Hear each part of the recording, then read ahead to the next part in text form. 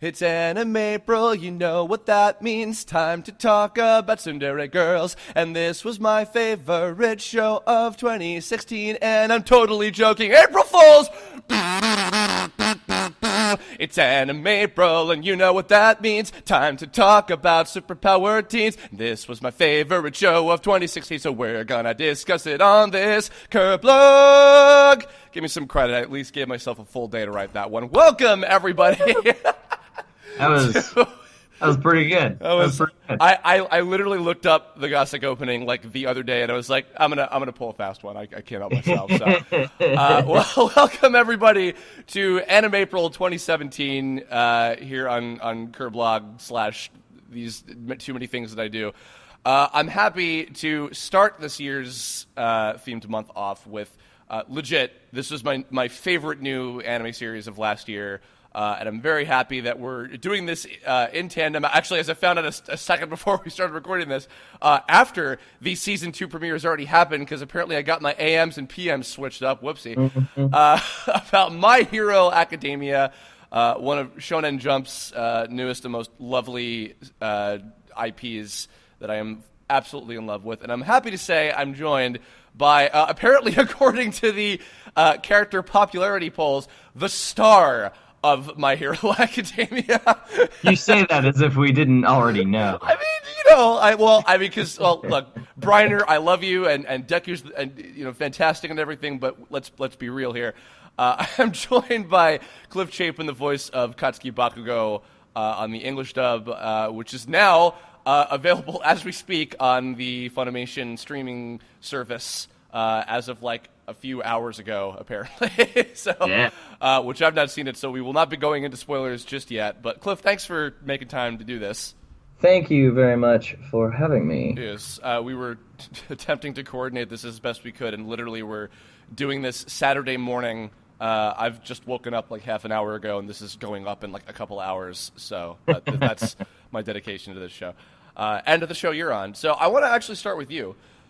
Because my only exposure to this series, and it was enough to get me really, really interested in it, even just from the visual standpoint, was I was seeing pictures of Deku and Bakugo and All Might everywhere for a good while, and I immediately fell in love with the character designs of these shows, of this series in general, even before the anime was announced. And I was like, I'm going to keep an eye out for this one. Like, it's very seldom that there are, like, a lot of new shows that I am like, I'm really going to make sure that I watch this one this season that isn't, like, something pre-existing like One Piece or Dragon Ball or whatever. So this was one I was really looking forward to. But for you and your colleagues, what was this kind of like when you started working on the first season now, like a little over half a year ago, I think it was? Season 1 we started almost a year ago. Now that I think about it, I can't remember the exact start date of Season 1, but I feel like we were recording it in May of last year. Here we are now, April 1st, but we started recording it little over a week ago, 2 weeks ago. So it's almost a full year later. We're doing Season 2 now. And at the time, there was we were doing a lot of the simuldubs and broadcast dubs and whatever we were calling them at the time. I can't remember. And we were doing a lot of them. And there was kind of this rumor floating around that that amount of work was going to drop off pretty drastically in that early season. And we were hearing like whispers about the show My Hero Academia, and that for some reason like this was a really big show, and we were putting all of our eggs into that one basket pretty much in that one season. And so that a lot of the other broadcast dubs or simuldubs were going to kind of go away for a minute. And so it's kind of like one of this moment of all of us being like, are we going to have jobs? Like, is there going to be enough work for all of us, because the best part of the simuldubs and the broadcast dubs is that it's like, if you are an actor, if you're a working actor, and you are in the simuldubs, guess what? You are a working actor. So like, if you're really good at it, you could almost potentially make a living at just voice acting, which is not easy and not very common. No. So to have that much work was great, and we were kind of all like swimming in it, and so the thought of it dropping off was like really scary. And it did. It honestly did. We took on far less shows that season, because of the value of My Hero Academia, and it was pretty funny because I went into the audition process for that show and I was like, well, there's no way I'm not gonna read for Deku, but I'm like really analytical. I analyzed the current Funimation talent pool, and I said, I'm going to read for Deku, but my gut says that's going to go to Justin Briner. My gut instinct was Justin Briner would be Deku. And I went, so I'm going to read for it, but I'm going to purposefully cater my Bakugo audition to sound good against Justin Briner's voice. Mm-hmm. And that's what I did. I went in and did my Deku and whatever, and then I did Bakugo. And that was my plan, was just do something good for Bakugo that would sound good next to Justin Briner. And it must have worked, because look at where we are. Well, you predicted right when much of the entire internet did not, because I remember distinctly, like, everybody, and these are both tremendous actors, but everybody was thinking it's going to be Greg Ayres or Josh Greeley on Deku, like unabashedly. And and of those of you who don't know, Colleen Klinkenbeard, who is the one of the two directors in the first Fullmetal Alchemist series and has been a badass at Funimation for like 10, 15 years now. She brought in like the big guns for the show, like it's all like so many of the veterans and things, and to see you and Justin as like the main characters alongside all these guys, like made me really proud of both of you, and like and you fit these characters so well, and it was, I mean, like, I don't know, I could gush about the dub in particular. I think it's outstanding.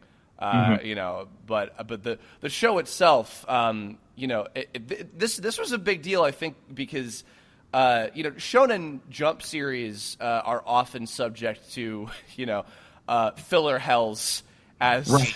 Yeah. as you and I know very well, between just Dragon Ball and One Piece alone. But it seems like there's become and actually really Funimation's kind of at the forefront of a lot of these series where these studios are kind of taking their time and just doing these shorter chunks of episodes, to kind of really focus on quality over quantity. And not that I mind having a weekly show. I enjoy my Dragon Balls and One Pieces, but right. Seeing a show like this get that kind of treatment with Bones, which I adore their animation style as well. This was a big deal to see a Jump property get that kind of treatment like this. Right.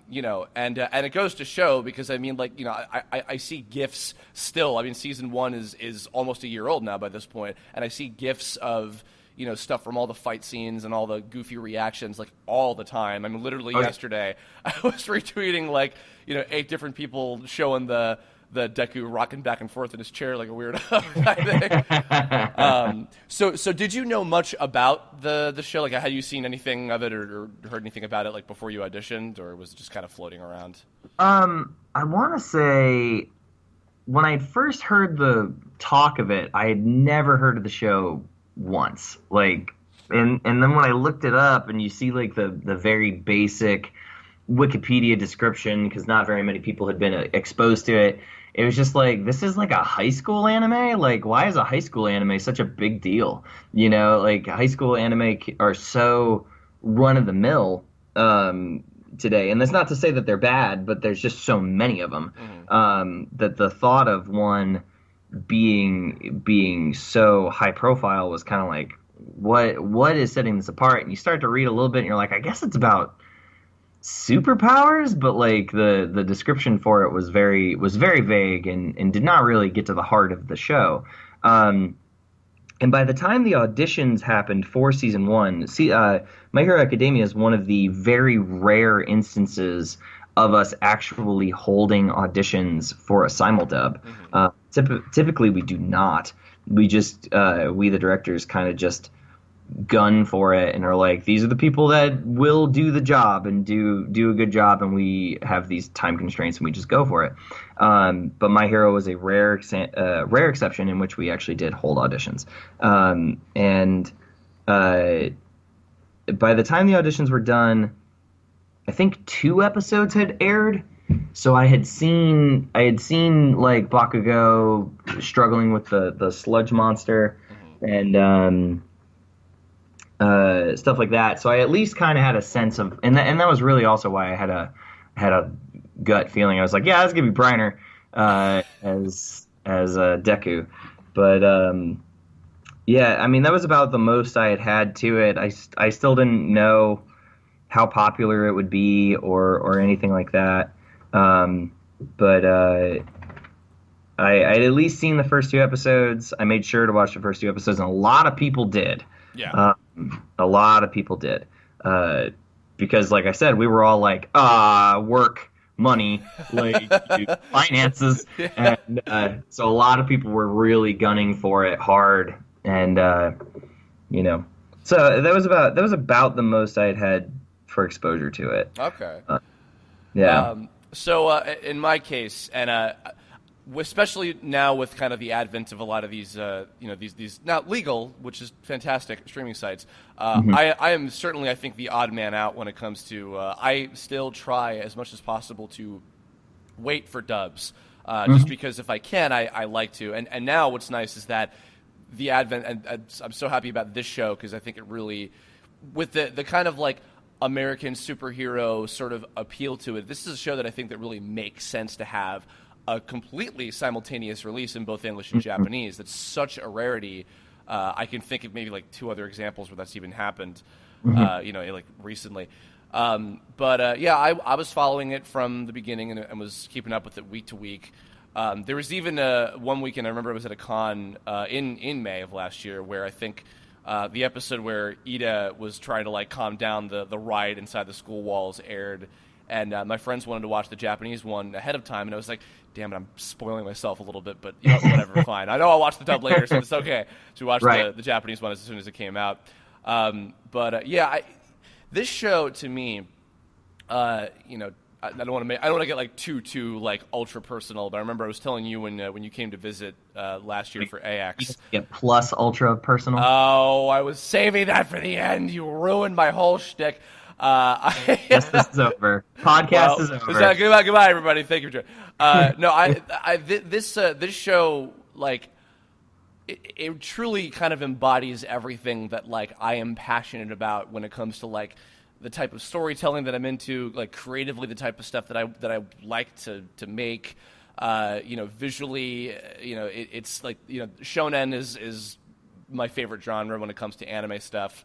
It's all of these things rolled up together, in terms of the aesthetics, but also it's such a feel-good series for it being so like action-oriented and goofy and it's very tropey. Like, I think that even the hardest of hardcore fans can fully admit it is a very, very tropey show, like, from the get-go, but for how well it utilizes it, it's like literally this morning. The first thing I did when I woke up, because I was told to do this by my doctor from here on out to keep my wrists from falling off on drawing, is to do stretches. And I'm like, what am I going to do stretches to? The My Hero Academia soundtrack. Duh. What else would you have? Right. I mean, there's literally no other option. You say that to me as if that's like surprising or anything. Like you just toss on Hero A and you're just like, oh, I know what I'm doing now. And I'm already done with my routine. How about that in 4 minutes? But yeah, it's like the relationship between of course Deku and All Might, who's hysterical and amazing. it's such a good and fresh kind of dynamic that I feel like Jump hasn't. A lot of Shonen Jump series have had, of course, the master teacher kind of relationship with a lot of hero characters, but focusing entirely around that as like the core component, because the high school stuff in a way is almost kind of like it's more of just like the day-to-day stuff, and what it really is about is the nuts and bolts kind of training between Deku and All Might. Right. And seeing this kid who's like, I'm overcoming adversity in a world where adversity is my life, and but the fact that it's like, hey, this kid shows potential in terms of what makes a hero, like as a human being, regardless of what his powers are or are not in this case, and so just right from those first couple episodes. All the way through this first arc of kind of getting to know I guess it's Class A. It's such a strong, like, even if this was all there was, I'm glad that there's more, of course, but even if this is all there was, it was such a strong arc to begin with. Oh yeah. So yeah. I'm curious to you actually. Well, no, before we get to Bakugo, I want to actually know your thoughts about Deku because you did audition for him. How do you feel about Deku and All Might by extension as like the protagonists of this show? Man, to be honest, I love all of the characters in this show. I love all of them. They're so. While I think you're right in that everybody's kind of tropey and the show is very tropey, the characters themselves bring such uniqueness to those tropes.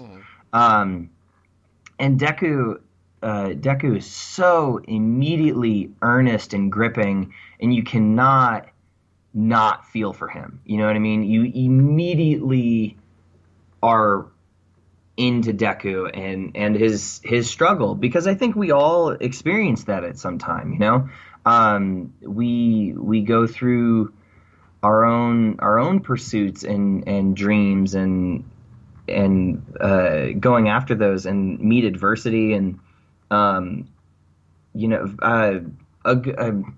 A personal example for me is that, like, I've wanted to be involved in media and voiceover and directing literally since I was 5 years old. My personal Deku story is that when I was 5 years old, Power Rangers came out, and I loved it. I thought it was so cool, and I thought when I was 5 that I wanted to do something like that. I wanted to make stuff like this that was entertaining and exciting and fun for people. I wanted to be involved in that somehow. And I grew up pursuing it and studying it avidly. I took every radio and television course that I could get into, every film course I could get into. I was freelance, doing freelance video production by the age of 14. I was doing everything I could to pursue this, and as I got older, I never kind of grew out of cartoons, and that kind of became a focus. I was really interested in voiceover, and so it all kind of merged together. But I had people growing up, and people who were close to me and very important in my life, and I won't get into who they were, that said well, you're never going to do that. You're never going to be a voice actor. You're never going to be a director. Why don't you need to pursue something else so that you have a job, when you grow up. Excuse me, when you grow up. And I kind of was like, man, screw you. I was always that person that when someone told me you weren't going to make it, I stood against it. And that's where my Deku story kind of becomes Bakugo's story. Is you can tell me that I'm not going to make it, how that happened with Deku, but I'm going to prove you wrong. And that was sort of my personal thing. And so you can't not feel for Deku, because I think all of us go through that, where there's something you want to pursue, there's something you want to be, and people who care about you will tell you that you can't, not because they want to put you down. It completely comes out of a space of caring and wanting what's best for you, but they don't realize how hurtful that can be. So I mean, you can't not feel for Deku in the story when he talks about like, Mom, that wasn't the thing I wanted you to say, Hmm. and like when his mom starts to cry because he doesn't have a quirk, um and so when All Might steps up and says you can be a hero, like that is such a defining moment for that character, and I had moments like that in my pursuits of voiceover. Like I did the Adventures in Voice Acting workshop when it came to town, and Tony Oliver. It was funny. My Adventures in Voice Acting workshop. It was myself and Felicia Angel and one other person. And Tony so jumped onto Felicia and I, like, you two need to get demos made. Like, you guys need to be doing this. Like, why aren't you doing it already? And we were like, what are you talking about? We're here. Like, we're trying, and it was just that sort of like we hadn't broken through yet, but we Yeah. were on it. And so, like, to have like Tony Oliver, this guy who has decades of experience, and he worked on the original series of Power Rangers, Yeah. to Yeah. be like, you should be doing this, it's like, oh, awesome, and then and it's funny because Chris Sabat, who voices All Might, was the first director down here to use me on anything. I worked on something with him at Okratron, and he passed me on to Funimation, like, avidly or adamantly after working with me. So it's almost funny to hear Sabat say those things to Deku, because it was almost like a mirror or a parallel to sort of what ended up occurring for me personally. Maybe not so much for Briner, but Well, I mean, I think probably most people that are of the generation now that are in our age range, I'm sure all grew up with, speaking of Jump, stuff like Dragon Ball, so they were hearing yeah. Sabat anyways, which is quite fitting for him to be All Might in that kind of position, and for you guys to be of like the new guard of the up and comers, and who are now, as far as I'm concerned, established. Hell, I mean, you and Felicia are both directing like a Yeah. lot of stuff now, so. Oh yeah. So let's go into Bakugo for a second. So I'll be honest. When I first started the show, and I think I'd gotten about like maybe like a decent way in when I thought I had formed a full opinion of like, what is the deal with this character? He's just such a dick all the time. Like, I didn't really get him much at all until towards the end of the series. And then especially even on now my second viewing of it, because I went back and I watched it again. And I remember when you were in town, I was telling you, when you were here for AX, I was talking about how like Deku is the one that I exactly as you were just talking about with your story. He's similarly the one that I wish that I identify with and think that I identify with. But then when I see Bakugo and kind of like how his reactions to things can be, and like just how his attitude can be sometimes, I stop and I'm like, no, I think I'm more like Bakugo than Deku, and I don't necessarily think that's a good thing. but It could be a good thing in moderation. You don't want to be full Bakugo, but so yeah. What I kind of gathered about them on this, specifically the second time I watched the entire show all the way through, and it really hit me, was like, oh, he's like this because he's insecure. Yeah. He's like this because he's like literally he was spoiled rotten by everybody, and which is kind of an interesting parallel to the whole like everybody's a special snowflake kind of problem of not to get too ranty about that or whatever, but he Right. clearly has that, and then like the second he has any kind of like, hey, do you want help? It's like, how dare you ask if I need help? It's like, oh god, like it, and then suddenly it's like, oh wow, the bully character is relatable. How did this happen? Right, absolutely. Go for it. No. I think that's such an important thing about Bakugo, is that like Bakugo is. We're gonna bring up Dragon Ball 1,000 times. I just know it, but like Bakugo is the Vegeta of My Hero Academia. Like Vegeta was the prodigy. Bakugo is the prodigy. And never really had adversity growing up. And the moment that someone who by all intents should be lesser than him is suddenly not and is actually superior in some form or fashion.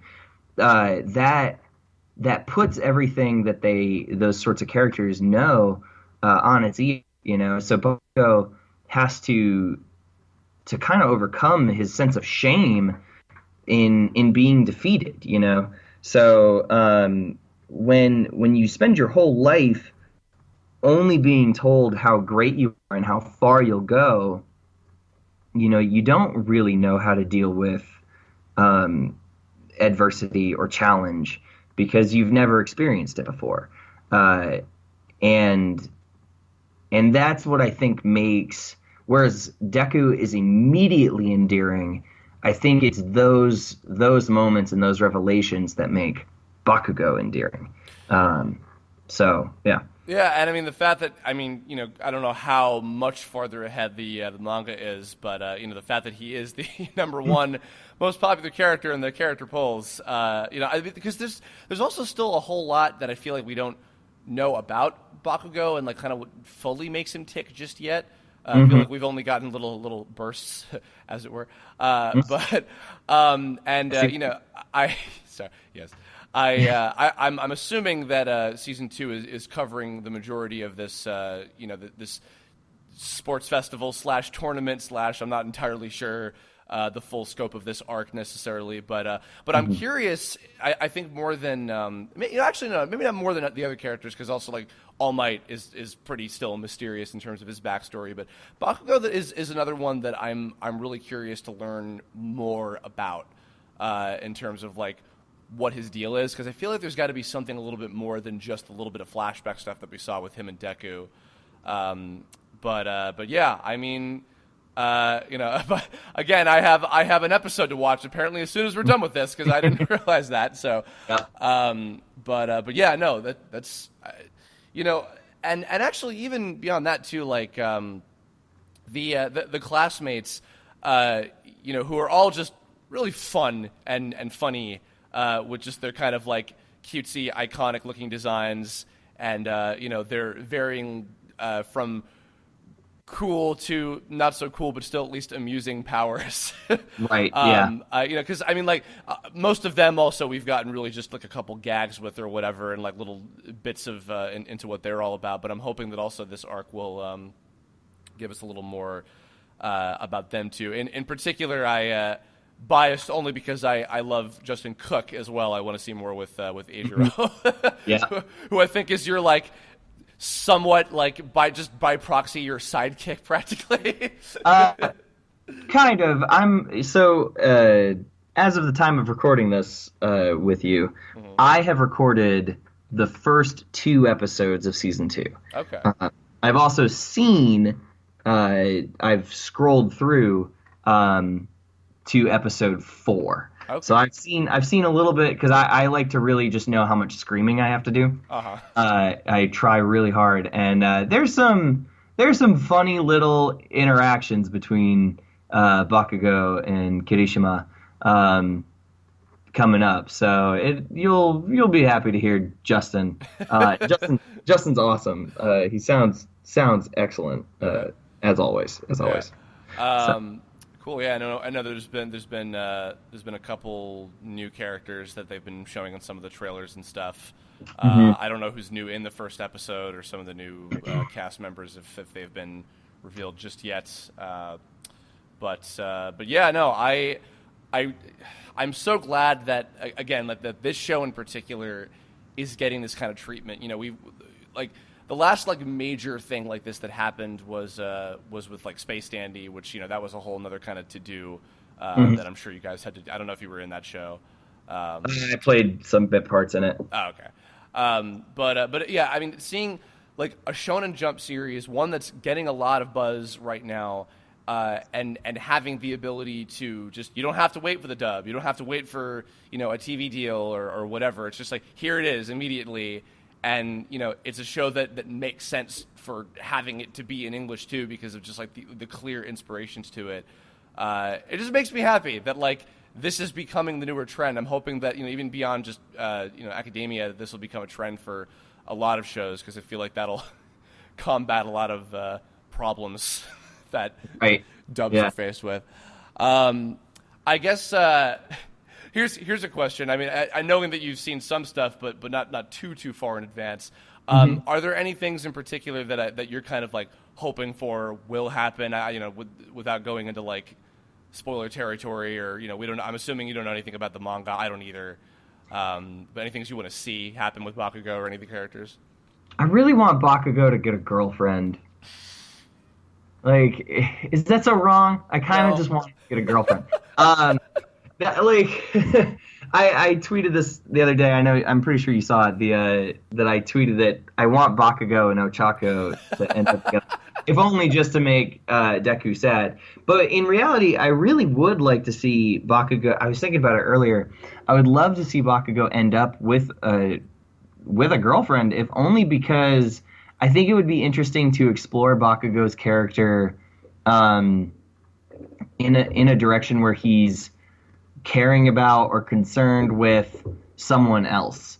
That like he actually has attention or that there's somebody else that's a priority to him. Like rather than just being the best. Like I think I would love to see that. Now I don't think that's going to happen anytime soon. If it is going to happen at all, but I mean I think that'd be a really interesting thing to happen in the future. Because like with a character like Deku, the accomplishment of Deku getting a girlfriend is the fact that he could actually be around a girl long enough to pull that off. But like Deku, you can feel like would just be, or you would hope at least, would be like a good significant other, and not struggle with necessarily the concept of prioritizing another person or anything like that. But Bakugo, his whole life has just been about himself being the most important thing, I think that would be really interesting. But I don't know, maybe that's just me. Maybe I'm biased. I don't know.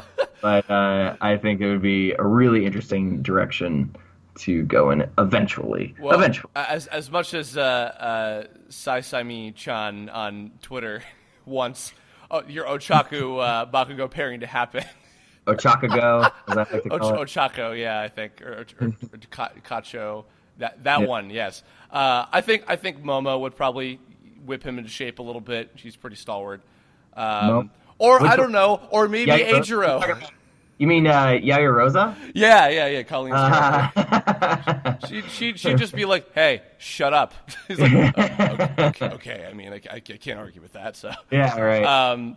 Or I don't know, maybe Eijiro. He could have a boyfriend too. Whatever.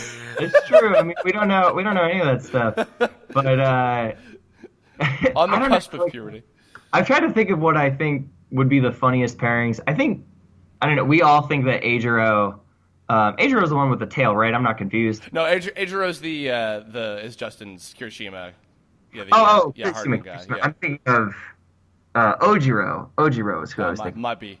That is my misunderstanding. I'm sorry. It could be Kirishima. But Ojiro, the guy with the tail, we all think he's going to end up with Felicia's character, the Invisible Girl.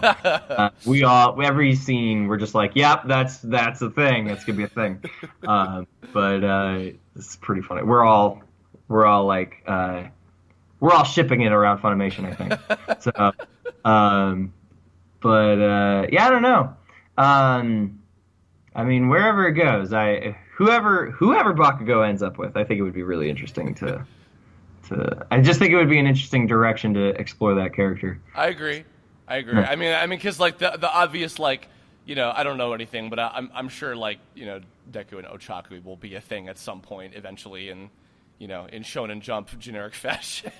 You never know. That's true. Yeah, I want Deku to get with Suyu because they both like green, and I like Suyu a lot because she's adorable. And she's a frog. It's funny.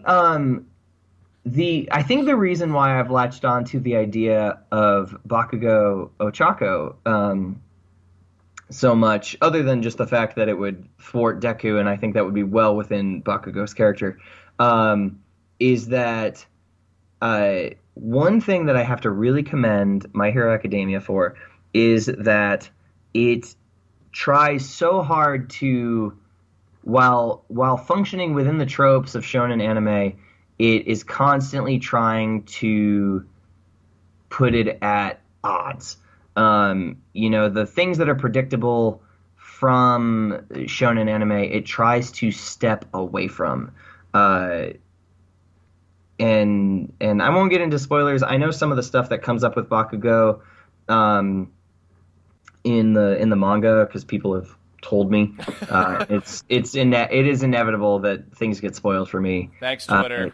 Yeah, well, and and if you were to compare this series to another shonen series, it's most often compared to Naruto, and in that way, Bakugo is sort of Deku's Sasuke, and there's some stuff that I know of that when Bakugo is presented with sort of the Sasuke choice, he goes the other way. Okay.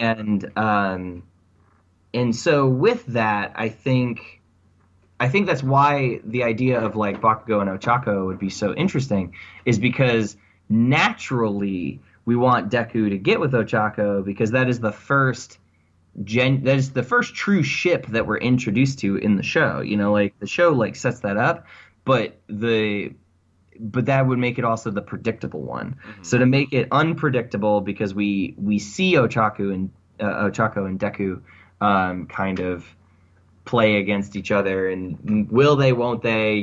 There's those moments where they look at each other. To veer it off would be way, it would be so much less predictable. And I just think it would be interesting. Yeah, so. Well, I mean, you reminded me too, and this is kind of a good segue about what the sort of like theme of season 2 looks to be is this kind of spirit of competition sort of thing in a different kind of way, because you think about it in this with the context of what this story is about.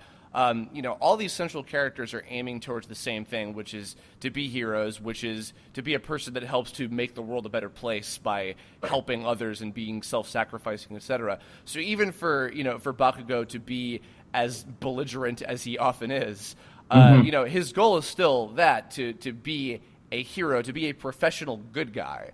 Right. And like I think about obviously it's a very different kind of deal, but like for us, in that we're artists, that we're people in the entertainment industry, I think that there is still a lot of that kind of competition of people want to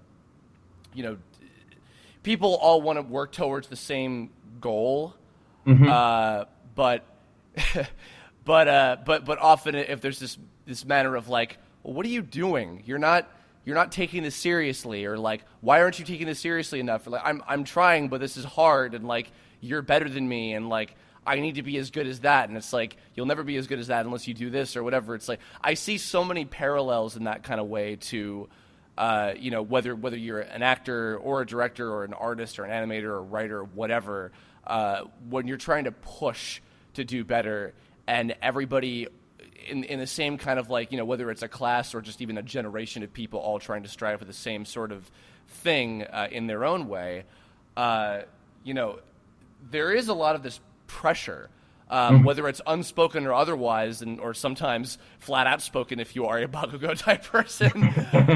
There's a lot of that. So I'm curious to see this whole tournament thing where it's like, we're all trying to do the same thing, but we're trying to raise all tides. And, right. To see, somebody like All Might, who also is kind of, as he admits, he's playing favorites with Deku.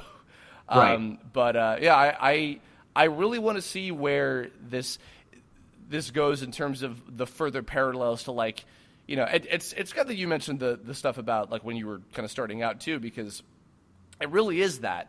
Like, we're in the middle of seeing that for all these kids, and to see each of these, like, these hurdles that they're gonna, not just ones they have to jump over.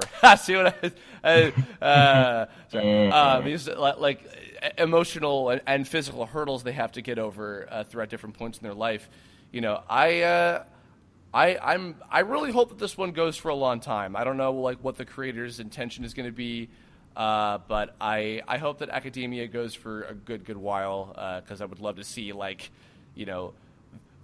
the college years and the really like I'm trying to be an adult and manage my career, but I'm bad at it years. Right. Not that we would need to see them doing their taxes or some shit, because I don't need to be reminded of that. But I don't know. Hero taxes could be pretty interesting.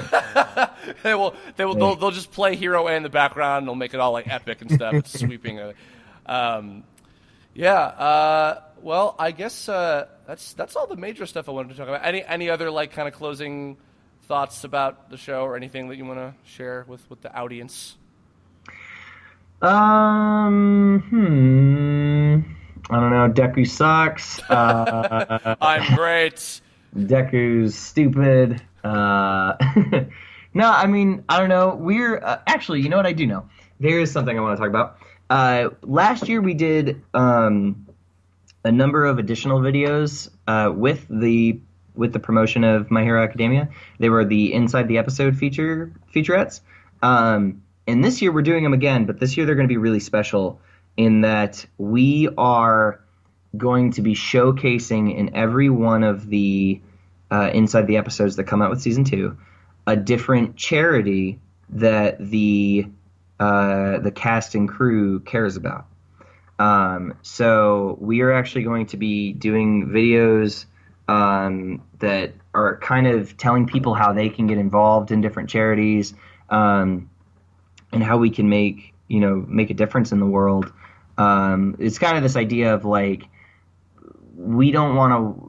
We say it in the Inside the Episode video that came out today. We're not going to wait for a power to come. We're going to be the heroes that we can be, and so I encourage everyone to check those out, because you're going to be seeing some pretty cool charities that we, the voice actors and crew, truly care about, and dedicate ourselves to in various different ways. So please check those out, audience people, and I encourage you to give a little bit if you can, to something. You don't have to give to every charity that we do, but maybe there will be one that speaks to you, and I encourage you to look into helping those things in any way that you can. So that's really cool. Yeah. Is that on the Funimation like YouTube or the site or anything? That'll be on the Funimation site, and it is on the app. So like I watched the My Hero episode this morning through my PS4, and if you go to My Hero Academia's show page or whatever you would call it in the app section, it lists Season 1, it lists Season 2, and then it also lists Extra. And extras are where you can see all the Inside the Episodes that we've done, and PVs and stuff. And that one is the 14th Inside the Episode featurette, is us introducing the concept of us doing this charity thing. So from 15 and onwards, I assume, I don't know specifically what's going to happen in each one, we'll be outlining the different charities and charity organizations and groups and stuff that we are all invested in. So those will be online. Those will be in the app. I encourage everyone to get involved somehow. As do I. That is super cool and very fitting. Good on you guys for putting that together. That's awesome. Yeah. Cool. All right. Well, I guess that's going to wrap us up. So, Cliff, thank you. In between, I'm sure, doing 8,000 things coming on to be part of this. Of course, I feel this is important to mention. Within this lovely month of Animepril, on the 18th, the Season 1 DVD Blu-ray box set will be coming out. Yes. So please do pick that up. I will certainly be getting a copy of myself, because I want to own the show forever and all. Airing episodes 5:30 a.m. as I was mistaken. 5:30 a.m. Central Time. Yes, every Saturday from here on out until the season 2 wraps up, whatever that will be. So I'm gonna go watch that.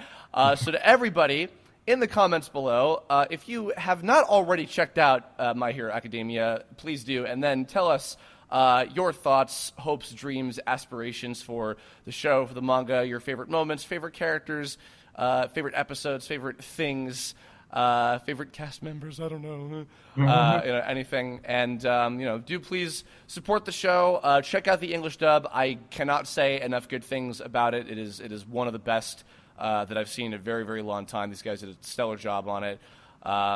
So that'll do it. And I've got much more in store for this month on Animepril. You'll have to find out next time on Tuesday what the next one will be covering will be. I've already got a bunch in the can now, thankfully. And Cliff, I'm sure you'll know how to finish this sentence with me. Remember, everybody, to go beyond Plus Ultra!